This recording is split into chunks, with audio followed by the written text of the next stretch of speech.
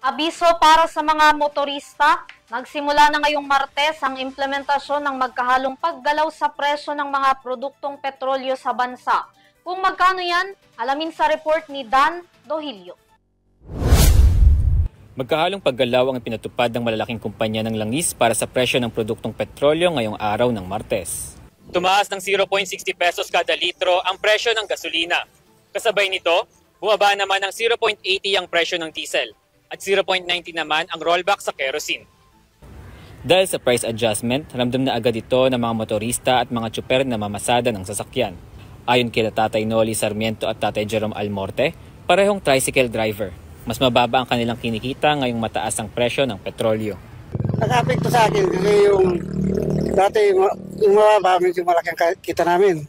Ngayon, mataas, bababa ng kita namin. Malaking epekto kasi nababawas ang kita eh.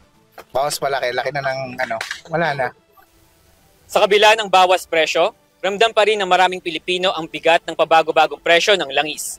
Hiling ng ilan na sana'y magkaroon ng pangmatagalang solusyon sa taas-baba ng presyo ng petrolyo. Mula sa Euro TV News, ako si Dan Dohilio, sumasaludo sa bawat Pilipino.